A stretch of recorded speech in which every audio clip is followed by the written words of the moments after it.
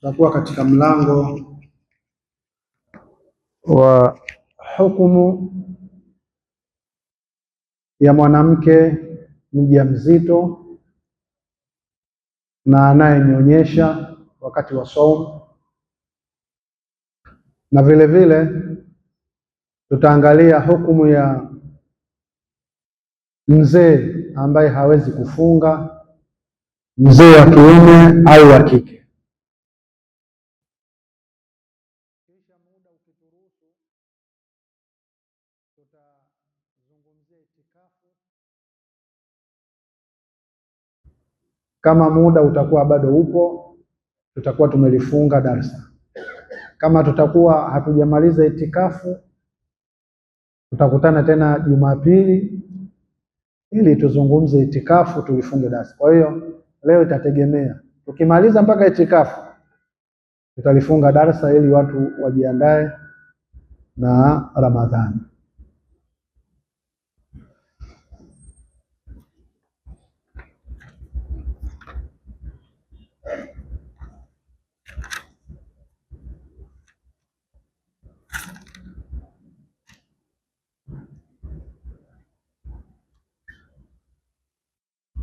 Bismillahir Rahmanir Rahim.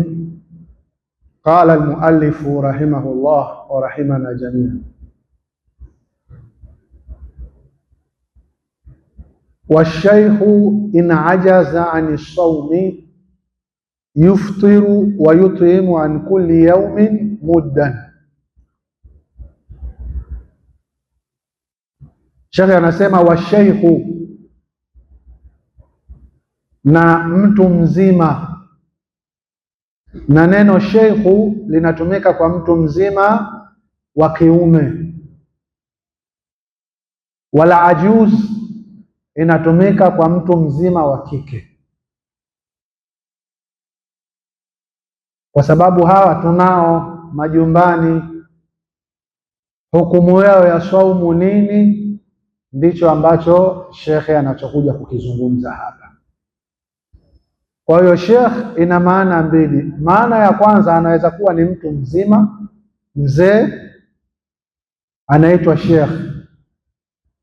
Lakini kwa maana nyingine ya sheikh, anaweza kuwa na umri mdogo, lakini amebeba elimu ya dini, amebeba elimu ya dini, vile vile anaitwa sheikh, hata kama umri wake ni mdogo. Lakini sheikh iliyokusudiwa hapa ni sheikh ya mtu mwenye umri mkubwa. Kwa hiyo mtunzi wa kitabu anasema washeikhu, na mtu mzima wa Kiislamu, in ajaza ani saumi, ikiwa hawezi tena kufunga kwa utu uzima.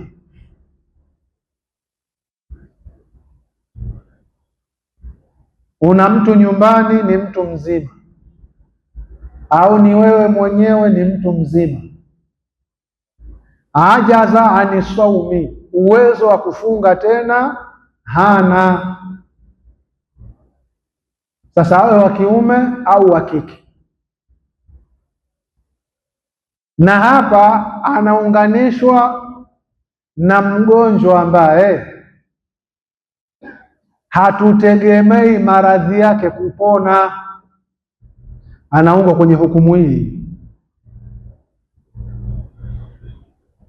Mtu yeyote yule mwenye maradhi ambayo yanamfanya hawezi kustahimili kufunga, na haya maradhi, mabingwa wa daktari wa maradhi hayo wametoa ushahidi kwamba huyu hawezi tena kufunga maisha.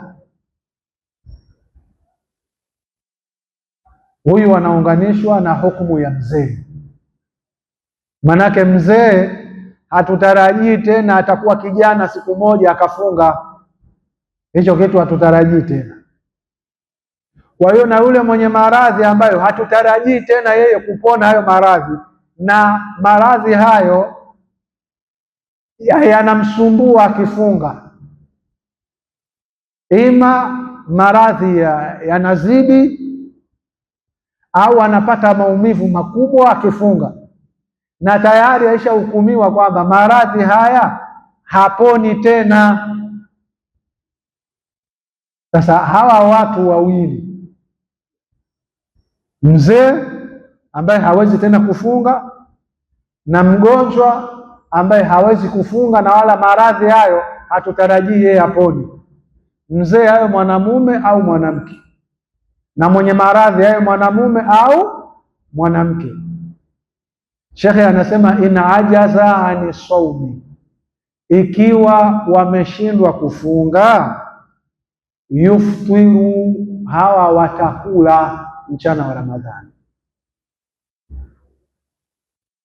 Hukumu yao ni kula, hawa watakula mchana wa Ramadhani.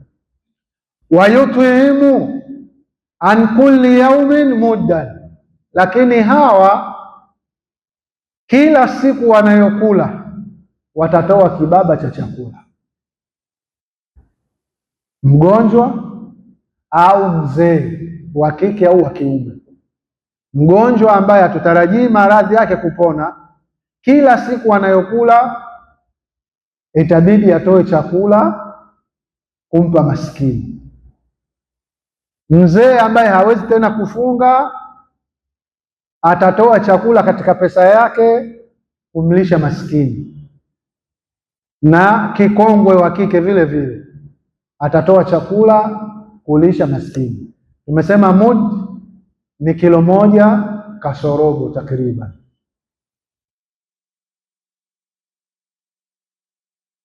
Hawa hawawezi kufunga tena, hatutarajii tena wao kufunga. Sasa hiki chakula watatoa wakati gani? Shaabani, yaani mtu kisha kuwa mzee, tuishajua mzee kabisa, na huyu ni mgonjwa, hawezi kufunga kabisa. Wakati gani wataanza kutoa hicho chakula? Lazima nalo tujue. Hairuhusiwi kutoa chakula kabla ya kuingia Ramadhani. Yaani huwezi kusema mimi mwezi wa Shaabani au mwezi wa Rajabu natoa kabisa, mimi ikija Ramadhani mimi sitoi. Hairuhusiwi. Ili utoe mpaka ingie nini? Ramadhani.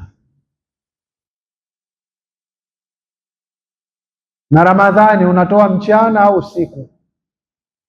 Imeshaingia Ramadhani, unatoa mchana au usiku?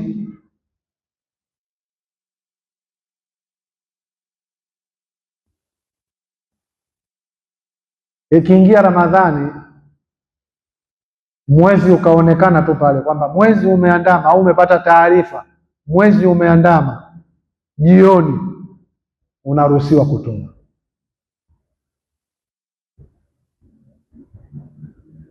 Muda wa kutoa umeanza.